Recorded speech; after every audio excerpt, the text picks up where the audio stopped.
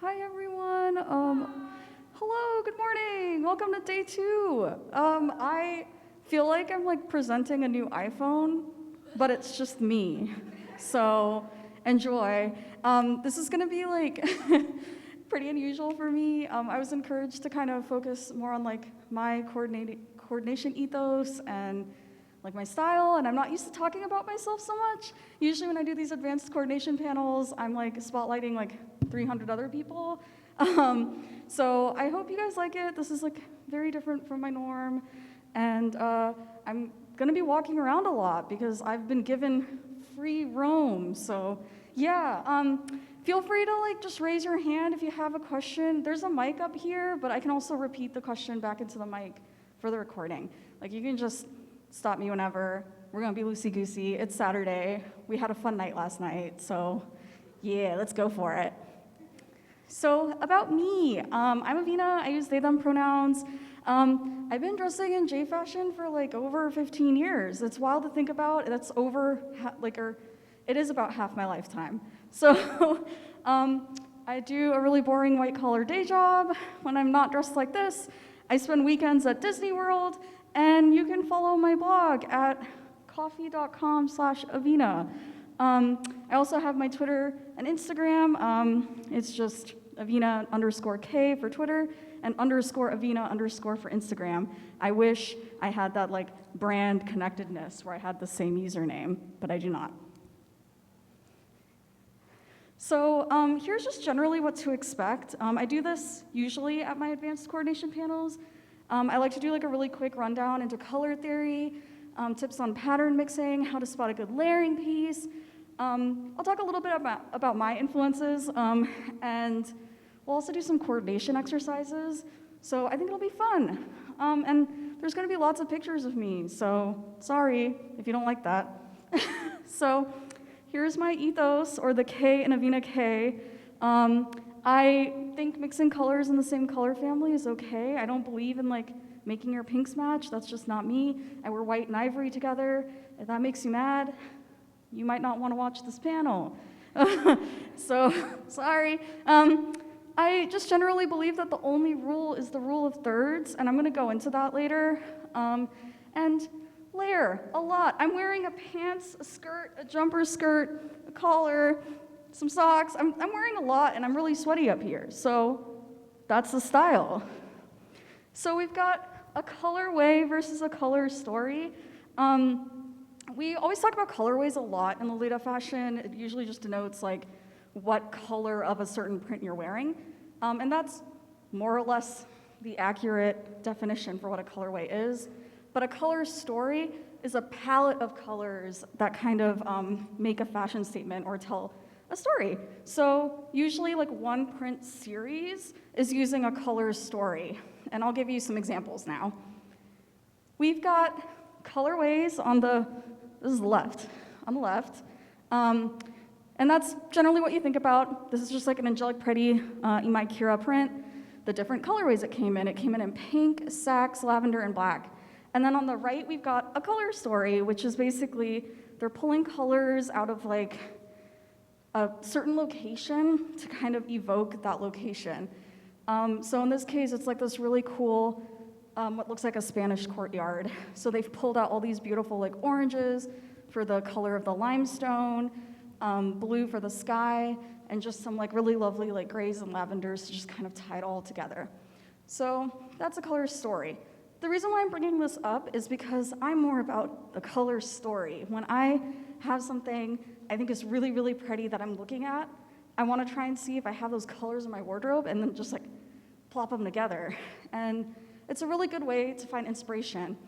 Colorways are awesome if you're like still just trying to like figure out what color theory is and like what you just kind of want to do with your coordinate, because there's already a bunch of colors there that you can pull from, and that's usually like the advice a lot of people give you when you're first starting out in the fashion is like, you know, find that print you really like and then pick a color from that print to pair it with, or else it's not going to look so cohesive. So color theory is something that like you literally can be taught like an entire college course on, and I'm about to like do a 10-minute rundown. So it's not gonna be great and it's not gonna be extremely detailed. Feel free to like take a picture of this slide or screen cap it for those online. It's just really handy if you, like for you to like get an idea of like what the color wheel is and how to match colors on the color wheel. I really wanna focus a lot on analogous, which is when the colors are right next to each other, and split complementary, because this is actually what most Lolita prints do if you look at it. So I'm also gonna show you some prints and show you exactly like what's going on with when the designers put the print together. I also realized I'm still wearing my mask. Whatever. Okay, so we've got tint, shades, and tones. Honestly, these terms are like always used interconnectedly and interchangeably, but they technically have different meanings. Tints are when you add white to a color, shades when you add black, and tone is when you add gray. The reason why like mixing different pinks seems to like come off weird initially is because sometimes you're mixing like a pink that's more of a tint with a pink that's more of a shade. But when you like are trying to like, you're trying not to match your pinks, it's kind of okay to like wear pink as long as, whoop, sorry, we're getting feedback? Let's be something else. Okay. Yeah, so if you're, what was I talking about? Shades and pinks, thank you. When you're mixing different pinks together and you're trying to make it work, if they're just slightly different tints from each other and like the same amount of like saturation and like richness, it kind of works. So you can totally mix pinks, but you kind of just want to stay within like the same tint or tone or shade for that to like look cohesive. So that's how you can kind of like make ivory and white match, for example. You don't want to pick like a gray-y white and mix it with a bright ivory, because then it's just going to be like, what, like that doesn't look quite right. But if you pick a very bright ivory with a very bright white, it looks fine. Yeah, that's the magic of color theory. So yeah, mixing pinks is totally fine. Yeah, if there's gonna be one thing you're gonna like pull from this presentation is mix your pinks. Like this fashion is so unsustainable if you're like constantly sitting here just buying another pink sock to perfectly match your new pink dress. It's not gonna happen, and socks get dingy over time, so you need to just kind of learn to roll with the punches. Or if you're me, just be like, the pinks are kind of far enough on my body, and I'm not gonna be curled into the fetal position for my cord shots, so no one's gonna know. So you can do that instead. So yeah, this is when I want to like talk a little bit about like what your designers do with prints. I cannot recall baby print names off the top of my head because they're ginormous tongue twisters, so let me check my notes real quick. But these are two really good examples of what Baby and AP do with their prints. So on the top, we've got Clockwork Tea Party, which has an analogous color arrangement and darker tones on a neutral background. So that's why that like kind of looks good together. If someone told you you're gonna do like red, gold, brown, cream, and black without like any context, it sounds very weird. But this works because they made it a point to make sure they were using things in the same shade family. So that's a really, really good example. Then we've got, I think this is Magic Princess. I almost called it Castle Mirage. That's not Castle Mirage. This uses a split complementary color arrangement on a saturated background tint. So a lot of like your sugary sweet AP prints are basically like using tints. That's what makes it look so saturated and bright and vibrant. And that's why they're able to like put in this like darker blue, and it works because it's also a very saturated blue. So like your print designers are already doing color theory. I mean, they're artists and graphic designers. Of course they're gonna be doing this. But that's what you're like unknowingly doing when you're pulling a color from a print and making your coordinate with that. So you're doing color theory already if you've worn Lolita like more than 3 times, I promise you. So here's my favorite and my only rule, is the rule of thirds. It's just, in general, it's better to break your body up into thirds. An easy way to do this is with a belt or bag. I've done it with a weird apron in this bag. You kind of want to ensure the same number of colors or patterns are present in each third. I don't always follow this rule, but I do think that a cord just generally has like this happy feeling if you do that. And for advanced looks, you can even split your body into sixths. Did I? Who knows? I think so. So you can, as long as it's a multiple of 3, you can get away with it. So the first and the third image here is a person splitting their body in half unknowingly because of the way they've like left their shirt untucked. I tried to find something that was with like dresses and not so much normie clothes, but this was the best example I could find. But what happened when they added a coat and tucked in the shirt, it just created a much better line. Or they left the shirt untucked and added a belt. And that's how they separated their body into thirds. It just kind of looks better on the eye. And this is how you can like really get away with some wild and wacky styling. Whoop. So yeah, here are some coordinates I kind of tried to split into thirds of mine. That bow on the center is actually like fully detachable, so I moved it and made sure it was like right here, splitting my body into the third. The longer overdress, I think, tends to work because it kind of goes into the next third. And yeah, like I kind of made it a point to make sure that like the colors are kind of balanced on every part of the coordinate. That purse was also about this length when I was actually wearing it, so it kind of helped tie in the white to the entire coordinate.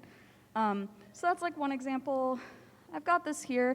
This one was like a little bit weirder because I put a longer top over an apron and an OP. But again, you know, it just helps divide your body up. I think what would have made me happier with this coordinate is if the blue top was even shorter. So it really forces the third. But as it is right now, it's like a fairly decent like example of what I'm talking about when I'm saying like you just want to split your body into thirds when you're thinking about your coordinates. And then this one is actually what I think is probably the better example. I randomly have like this little sash that's tied around my waist that's filling up that second third. And it's a much darker green than the rest of the outfit, and that just kind of adds a little pop and brings out the socks that are at the bottom, which are also like a darker brown, red, and I think they had like purple and green in them. So that's kind of how you tie in the darker shades when you're also mixing with like a lighter color like here. And pattern mixing. So I get this question a lot, is like, how are you able to just wear all these patterns and like somehow make it look good? It's a cliche, but like 90% of it is confidence. If you look like you're like unsure about your coordinate, it's gonna read that way. But the other part is I literally just use the rule of thirds with how like I mix my patterns.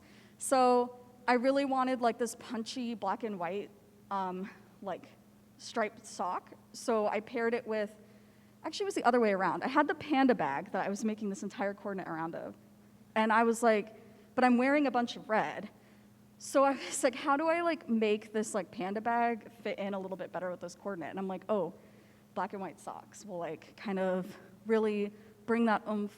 And I mean, I totally use my hair when I'm thinking about color theory too. So I'm like, my dark hair with like the white bonnet, it like works. You know, I actually really like this coordinate as is, but you know, you could argue that maybe like a little red bow or some sort of like extra like accessory on my head might be a little bit better. I like to like keep my louder, like more pattern heavy coordinates like less accessorized, so then like the fun patterns really like come out. But a lot of Lolita is like just kind of like piling on more and more and more and more, and like it's that like what's that word? That overabundance is kind of like part of the aesthetic.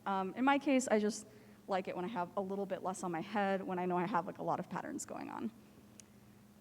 Here's some more pattern mixing. I wanted to share these two because it's a really good example of how you can take a really tiny pattern, in this case the gingham blouses, and mix them with like a really wide pattern. I have an ugly Christmas sweater on this side, and I've got the Violet Fane like kitschy, cupey 70s print on that side. So you can kind of get like, you take the rule of thirds again, but instead of using colors, you're using patterns, and you're trying to like, you won't overwhelm the eye if you're using like a smaller pattern mixed with a larger pattern. If I was wearing like even like if my socks here were also a very tiny gingham, it would have looked a little, it wouldn't look as tied together. So I took a wider tartan for the socks. So that's kind of like how like pattern mixing sort of works, and you have to like practice for sure. I totally like sketch my coordinates out. I stare at my wardrobe for like insanely long amounts of time. There's this really great app, Smart Closet, that lets you kind of like document your wardrobe, and you can like save the images from your Smart Closet to like make little outfits using it. It's great. It's kind of like, if any of y'all remember Polyvore, it's kind of like a better smartphone successor to Polyvore. It lets you like make coordinates really nicely. I prefer just making collages on Procreate on my iPad. It's like a bit easier for me, but some people really like Smart Closet because they're already using it to document their wardrobe, so they might as well use the outfit creation aspect. So just experiment. If you have like a blouse that you're like, oh, I can only wear it with this one dress in my wardrobe, I challenge you to just find a like tangentially related dress that might be sort of thematically related and try and shoehorn it in and see what you can make stick. Like honestly, just trying over and over and over again helps a lot. For example, this coordinate I'm wearing today, I had planned for like 8 or 9 months, and I was constantly taking things off the hanger or like adding things back on, and like, or this morning I just randomly decided I'm gonna slap these wrist cuffs on. So sometimes it's like completely last minute, you just kind of have to go with the flow, and fashion should be fun, and hopefully this like makes you feel like more joy when you're looking at your wardrobe. Here's some more. I'm barefoot in that picture because that was a live, oh, I was doing a Kawaii Riot live stream that day, I remember. So I don't wear shoes during live streams. I would hope y'all are comfortable when you're watching live streams, and I just took the outfit shot like that. But I did want to kind of show how border prints are a really, really good way of forcing that rule of thirds to work. And that's absolutely what print designers are doing when they're making a pretty like wide border print. They're breaking up your body, and that's why they're able to like condense so much into the print and make it look so busy, and then at the same time like let it be flexible for different types of styling and outfits. In the end, like as much as like Lolita brands kind of feel like they're constantly like pushing new releases down your throat, they did think a lot about like wearability and re-wearability when they made these outfits. And like that ethos of Lolita fashion is like kind of getting lost, I feel like these days, but it's always been there, and I feel like it still continues every time you look at a border print. So yeah. This one I just thought was like a really wacky coordinate. I wanted to show you something with a different silhouette. I really like the like dense square print on the skirt here. And I just wanted a chance to like wear it with something bright and colorful. And I just went all out with like the super saturated colors. And yeah, I just like that outfit, so I just wanted to share it. Also layering. This is another question I get asked a lot, like, you know, what helps you like think about layering and like the ability to layer your pieces? Really, it's a whole slew of things. I'm super inspired by like Pink House fashion, Avina-Kei. So in those styles, you would see a lot of like layered outfits that were like pinned up. And I wanted to basically channel that with existing Lolita clothes. So again, I could bring like that wearability to the fashion and that re-wearability. So this is like a really old school meta. It has a curly tag in it actually, so it's like a treasure of mine. It's a meta OP with like big trumpet sleeves, and the trumpet sleeves make it really hard to coordinate because you can't just shove it into a cardigan and wear it. It just looks really bunchy and you have Popeye arms when it's all over. So it's hard to coordinate a trumpet sleeve, but I happen to have a jacket also from Meta and also from the same era that unbuttons wide enough to incorporate a trumpet sleeve. So you can like actually see it peeking out of the sleeve here. And that was kind of what I wanted to like focus on for this outfit in terms of the layering. I just really wanted to be able to like show the flare of the trumpet sleeve with the jacket like kind of encasing it. So yeah, I pinned up the skirt and wore like this vintage petticoat that has all these like really fun embellishments and trims underneath. And I wore an Oddfellows collar because that's kind of like a staple of Avina-Kei style. So I wanted to incorporate that. And I put a necklace on my head and called it a headband. You're allowed to do whatever you want with your wardrobe. I challenge you to do it. It's fun. Life is too short to wear a necklace like a necklace. So yeah, here's just some more layering outfits. I really like aprons and collars specifically because if you wear an apron slightly different ways, it gives off a different look. So on the left, that pink layer is actually an apron that I tied sideways and then pinned up to give it like this like ruched sort of look. And I'm also doing that today. I have like this little like apron sort of boy that is sideways on my body because I just think it looks more interesting to like cut my body like in half vertically. So I do that a lot. On the right, that big like ruffly thing right here is actually a really huge tote bag that's had like an old petticoat sewn into it to create those ruffles. I really love petticoat upcycling because I think a lot of people just kind of dump them and they're usually made out of synthetic material. So I've been super into anyone who like upcycles old petticoats, and I basically wore this giant tote bag. It has big ties, so you can tie it really short or really long. And I tied it in a way so it's like kind of more reminiscent of an apron again. But I was actually using it as a bag, so double duty, which is really nice. There's that smaller apron that has an A on it that I layered over another trumpet sleeve dress from Meta. I talked about this previously in the last slide, but trumpet sleeves are really, really hard to make work over and over again in like new and exciting ways. So that's a big reason why I've gotten really into detachable collars and aprons and that sort of thing because and like bibs. I really like bibs. So it's really great for just kind of, if you have a sleeve you can't adapt or work with, you can at least change literally everything else, like every other part of your outfit. I also just wanted to show off some of like my monocolor coordinating. I talked briefly about how, like different shades of ivory can work well together if they're kind of like, they have the same punchiness. And that's kind of what's happening here. Like these, like both of these outfits are using at least like 8 or 9 pieces each, like layered over each other.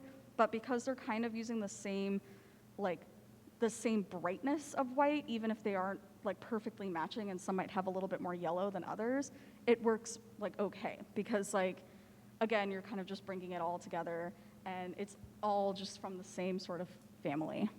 So yeah, I think it's so much fun to, like, Shiro and Corolla Lolita are just so cool because you're just layering all these colors, but I've heard about people getting, like, really hung up on their blacks. Like, some blacks can be a little warmer than other blacks, and really, as long as you, like, are incorporating more of the warm blacks somewhere else in the outfit, it usually turns out just fine. And that is honestly what a lot of Gothic Lolitas are doing anyways, because I mean, it's ridiculous if you're trying to literally match the exact same black. Not everyone's buying the same bolt of black fabric. It's just impossible. So you gotta work with what you got.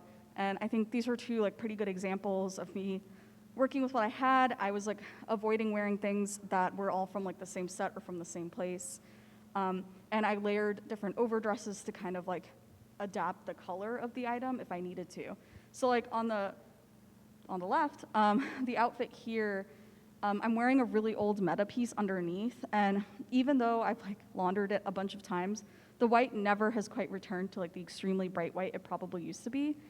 So to cover up that fact, I layered a skirt underneath it that is a little bit of a brighter white, so it kind of lifts it up, and then I put an overdress over that to kind of like dumb down the yellow in the outfit. And now like I didn't really alter that image at all. Like that's more or less how it looked in real life. So it's a really good way to kind of trick your eye into thinking that all the colors are like matching a little bit better. I also just wanted to talk a little bit about following a theme.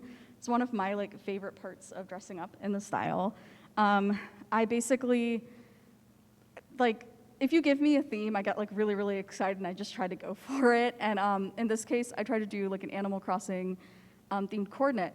And it's really, really tempting to like sit here and just buy a bunch of new Animal Crossing merchandise to do your Animal Crossing coordinate.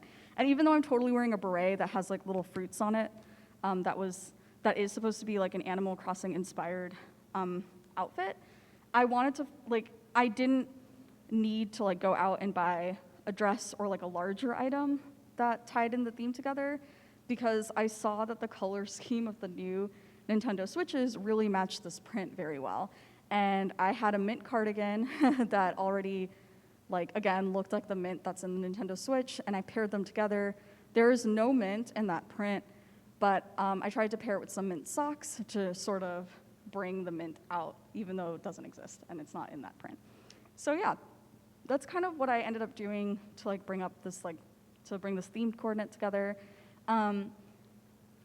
In general, it's just so much easier to find like tiny accessories that have something to do with your theme. If you're like super into Halo and you just want to do like a Master Chief outfit, you're gonna find a Master Chief enamel pin, and you're gonna like, it's better to try and work that into an outfit than like to get a new like gold visor to wear over your head. So like, that's just an easier way to like kind of think about it. I totally wore like cute little puppy ears with this because it is Animal Crossing. So I was like, oh, I want to be like a little animal. So this is like my take on like being a villager almost. Here's some more themed coordinates I've put together. The one on the left is a pretty straightforward one. I just wanted to match all my Tomoyo Ida bags, so I wore a lot of lavender. And for those who are not familiar with Tomoyo from like Cardcaptor Sakura, she tends to wear like longer dresses and just has like a more, like she usually styles her hair in like braids and stuff like that. So I also wore a longer dress, styled my hair similarly to how she would, wore lots of lavender, and I was able to like run around with all of my Tomoyo Ida bags, and I really felt like I was wearing like this little Tomoyo coordinate, so it was a lot of fun. And then, yeah, on the other side, I've got I wanted heart motifs throughout the outfit. So the beret's got a heart, the purse is heart-shaped, and there's like a heart argyle on the sweater.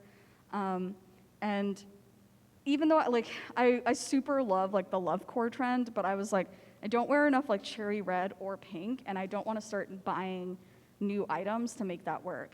So I literally just tried to find all the things that had hearts in my wardrobe, and it was those 3 items because again, I also don't have a lot of heart stuff. And to make the black purse match with like a generally like bright and poppy outfit, I once again added those striped socks. I love to default to a good striped sock if I don't know what I'm doing. So yeah. So here's some really fun coordination exercises that I recommend everyone try and do at some point. There's the one dress 4 ways trend where it is what it sounds like. You take like one item and you coordinate it 4 different ways. I've been like in general, fashion is like so against like repeat outfit wearing or like, yeah, just outfit repeating in general. But this is a really good exercise to kind of like let you see how many times you can like really just sit there and do something new and different with the same piece. Build a coordinate around one item. The outfit that I showed you all earlier with the panda bag, that was a really good example of that. I really just wanted to coordinate this panda bag, and I just tried to build a coordinate around it. This is really fun if you have an item that you think doesn't fit into your wardrobe that you impulse bought and you're kind of regretting. Just try and like sit down, like take an hour out of your day and like make some coordinates with it, and you're like, those like little brain, your neurons are gonna be firing and it's gonna be great. Combine 2 colors you normally wouldn't imagine together. Again, I've done like lavender and brown before because I randomly bought a brown dress, so it kind of cycles back to build a coordinate around one item. And I was like, I literally own no brown, but most of my wardrobe is lavender. Let me see what I can do. And a lot of like, I meant to mention this earlier when we were talking about like tints and shades and so on, but some people think brown is a neutral because brown has so much gray and black added to like yellow, it brings it down to like nearly being like related to black or gray, which are both considered true neutrals. So that's why you're able to like kind of wear brown shoes with a green outfit and it like kind of works because it's essentially like pairing something with black or white or gray. It's just closer to black that like, and your eye sees it that way. So basically I was like, okay, if I treat this brown dress like a neutral and then just like break my body up into thirds and add lavender in, can I make that balance out? And I think it worked pretty well. I wish I had a photo of that, but I don't know what I did to it. But yeah, it was a lavender bonnet with a brown OP, lavender socks. I think I was wearing like brown shoes, and I wore like a lavender purse. So, and I think I also like tied something lavender around my waist. So that's like a good way to like use something that you don't know why is in your wardrobe, like if you like impulse bought something. Also, using a random theme generator is the greatest. I don't know if it's the next slide. No, it's not the next slide. But I will show you my favorite random theme generator. It literally just like, oh. Finish your thought. Oh, okay, sorry. So yeah, it'll literally just give you an idea, an era to think about, shapes to think about, and you just like come up with an idea. I use the random theme generators when I'm sketching outfits. So I sketch an outfit and then I look at it and I'm like, oh wait, I have things that kind of already fit this like imaginary outfit I built, or I drew just now. So highly recommend doing something like that. Go ahead. I just have a couple other coordination exercise suggestions. Sure. One of them is 10 pieces, 7 ways. So it's like almost like building a capsule wardrobe out of all the stuff you already own. And the other one is like taking all the pieces you own and then randomly choosing an item for like your blouse, your dress, your shoes, whatever, and then taking that like disaster of a coordinate and like figuring out what you can change to make it look cohesive. Okay, so those are two really great ideas. The first one was to take 10 items in your wardrobe and coordinate it 7 different ways, which would create a capsule wardrobe. That's amazing. I am awful at like thinking about capsule wardrobes, so I'm definitely gonna like try that because I've always dreamed of being the type of person who could have a capsule wardrobe. That's a really, really cool exercise. The second suggestion was randomly picking main pieces from your wardrobe and like completely at random, and then figuring out what needs to be changed or adapted or added to make that coordinate work. That's also really great. It also is a good thing to do if you have Smart Closet because you can just use a random number generator and just count down the line. So yeah, that's also really fun. I think I hosted a meetup once that was like that, where it was just like you randomly like get selected some stuff and you have to make it work. It's just generally a lot of fun to do something like that. I agree. Like get those neurons firing, have fun, like just run around your wardrobe shrieking. It'll all come together. Here's like examples of the one dress 4 ways trend. That ivory OP in the first image is used in every single following outfit. I just tried to change the silhouette and change the length of the dress to like suit different styles. The hashtag one dress series, which is a little bit of an awful hashtag because there's 3 S's right next to each other, so it's really easy to like misspell. But a lot of Lolitas have been using that tag whenever they do this. So you can also check that tag or add to it yourself. It's a really, really good source of inspiration, and you get a lot of like fun ideas when you see what people are trying to do. This is also similar to what the audience member had suggested with, you know, trying to almost create like a capsule wardrobe because you're like, you can like make an entire weekends out of clothes with like one item if you like really sit down and you figure out how to change the silhouette and change the accessories and the theming vastly enough. For example, like, you know, the first 3 outfits are generally like more muted and they look like more natural and like country almost or cottagecore sort of. But then the last outfit, I wanted it to look more like a magical girl outfit. So I paired it with more like bright poppy pastel colors. And I wore like a cutesier hairstyle and cutesier hair accessories. And like you're able to just kind of take the same like base dress and theme it differently. Oh, so here's the random, this is the random theme generator that I use. It's springhole.net's random design theme aesthetic idea generator. You can Google it and it comes right up. They have a bunch of generators that you can use if you're like into like D&D or storytelling or just any sort of like artwork. But I love this one because it just kind of gives you a general aesthetic and and then you build ideas off of it. I just generated these today. So this gives you like an idea of like the sort of things they give you. I really love the second one. It has a pirate theme and uses light, warm colors in a style reminiscent of the art of Gustav Klimt. So like, good luck. But it's a lot of fun. I just love this aesthetic generator. I highly recommend it to everyone. This is also really great if you're just trying to like get like conversation started in your comm. You can just like post an aesthetic and be like, what would you wear to like match this? Or what's a dress in your wardrobe that you think would match this theme? So yeah, I have no idea what my time is. Whoa, I really sped through. So this was more or less like my panel. Thank you all so much for attending. Feel free to ask me any questions. It doesn't necessarily have to be related to this, but if you have a coordinate that you really like, but you're not but you feel like there's something like added that needs to be a part of it, feel free to show it to me after the panel, and I can totally just brainstorm with you. It'll be fun. But yeah, have fun with the fashion. I just really want everyone to go into their wardrobes and see something really refreshing and new, and realize that there's just so many alternatives that you can engage in, that you might not have thought about before. And hopefully this inspired you a little bit, or gave you some new ideas, or or maybe you just want to rag on my outfits, and that's fine too. So yeah, if anyone has any questions, feel free to ask. You have 10 minutes left in the panel for questions. Woo, yay, thank you. Yeah, go ahead. If you want to go up to the mic, you're absolutely, okay.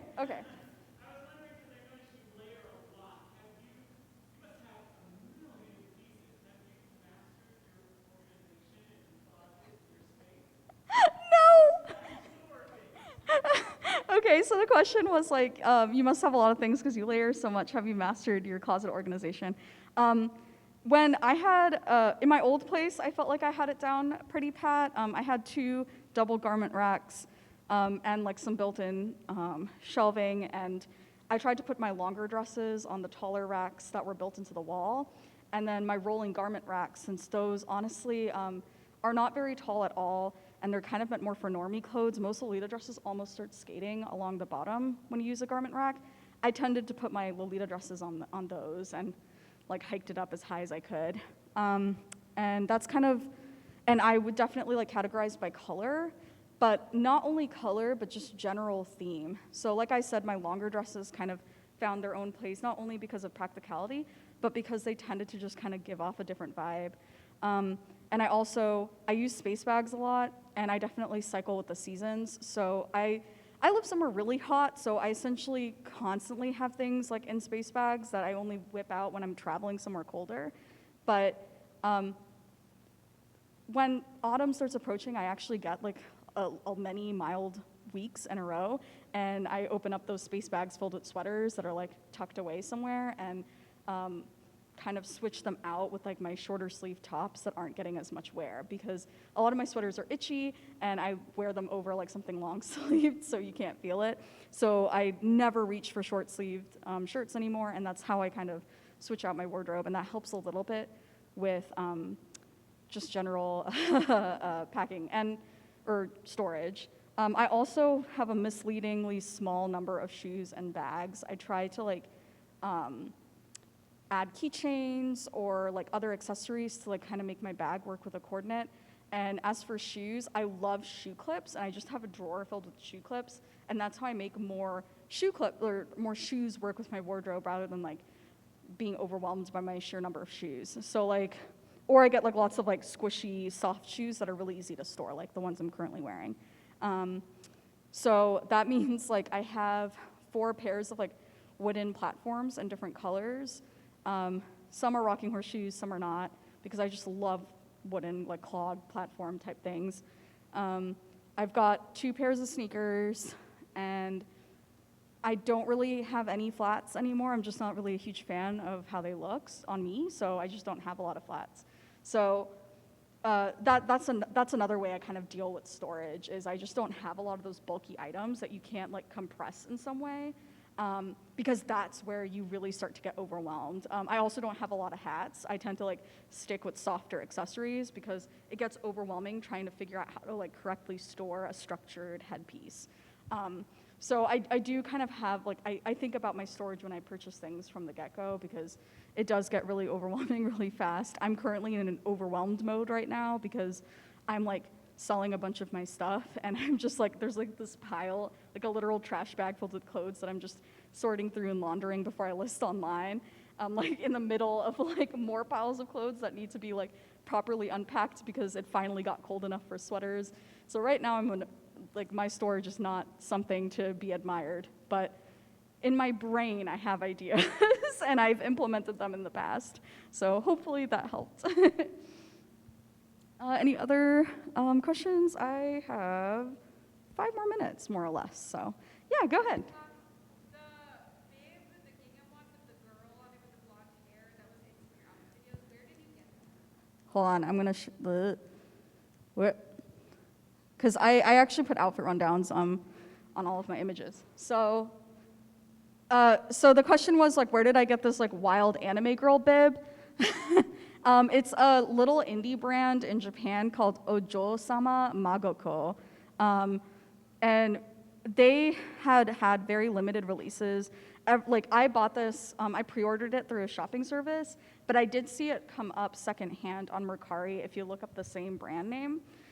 So unfortunately, I have no idea if it's still actively available, and they're a really, really tiny brand that like only just graduated, like the designer only recently graduated from Bunka, so they're not really well known yet, but that's where I got it.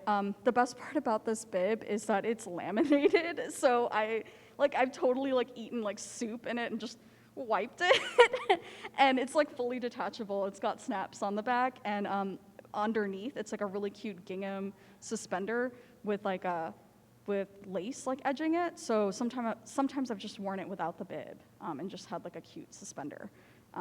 So I try to look for pieces like that because as much as I love the big anime girl, like I wouldn't wear it that often, so I needed something a little bit more flexible. So yeah, feel free to ask more questions about where I got stuff. I'm not coy about where I purchase my things. So if that's the questions people have, go ahead. Related to that, how do you identify gaps in your wardrobe that you want to fill?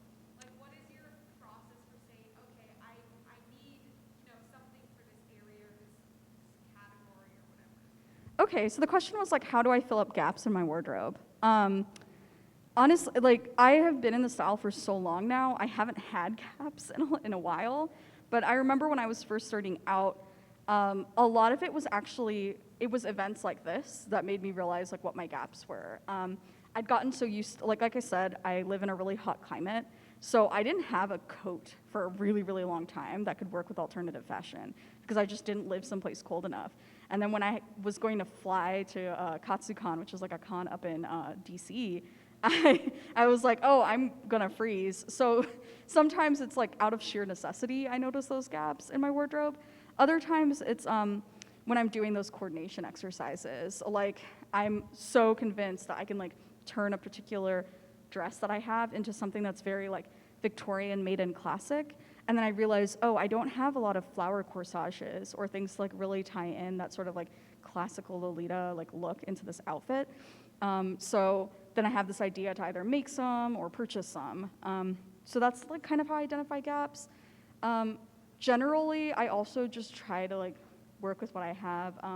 I mentioned like aprons earlier. Sometimes I'll literally just slap an apron on. If I don't have a purse that like matches the outfit, I will take an apron that ties in the color of my purse and like slap it onto my dress. And that's again how I try to keep my like collection of purses on like the low side.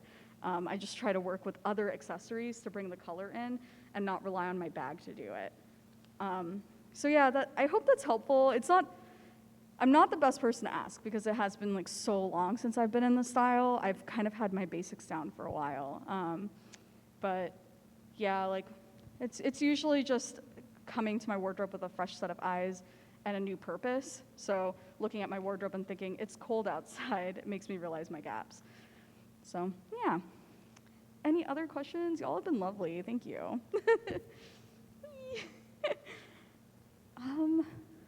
Yeah, if you don't want to like come up and ask now, feel free to just stop me after the panel.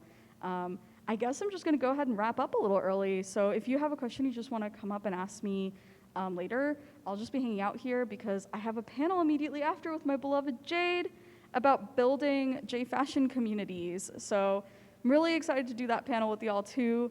And thank you so much.